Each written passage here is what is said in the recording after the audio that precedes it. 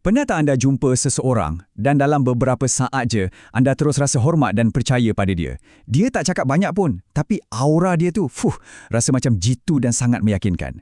Hari ni, jom kita bongkar apa sebenarnya kekuatan senyap ni dan macam mana ia boleh ubah terus cara kita memimpin.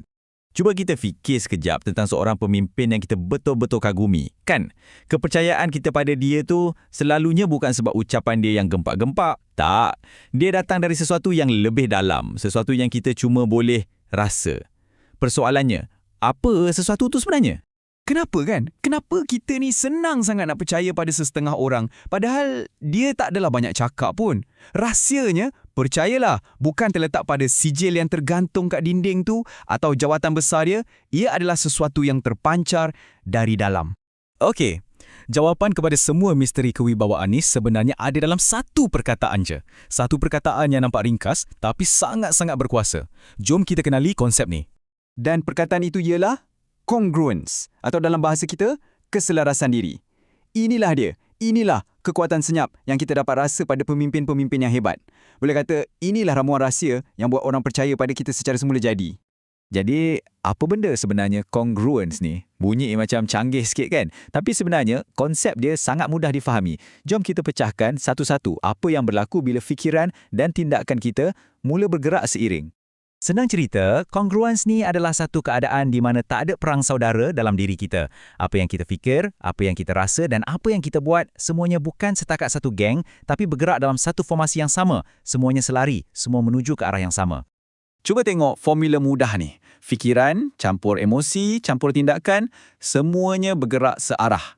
Bila apa yang ada dalam kepala kita selari dengan apa yang kita rasa kat hati dan selari dengan apa yang kita buat, ia hantar satu mesej yang sangat jelas dan padu pada orang sekeliling. Inilah yang kita panggil autentik yang sebenar-benarnya. Bukan benda yang kita cuba-cuba tunjuk, tapi sesuatu yang terpancar sebab dalaman kita dah selaras. Okey, jadi apa jadi bila seorang pemimpin tu betul-betul capai tahap keselarasan diri ni? Kesan dia bukan setakat rasa best seorang-seorang tau. Tak, ia ada impak yang sangat nyata dan boleh nampak. Ada 3 kesan utama yang memang ketara. Pertama sekali, kewibawaan anda akan melonjak naik. Sebabnya, kata-kata, nada suara, bahasa tubuh, semua hantar mesej yang sama. Jadi orang pun yakin.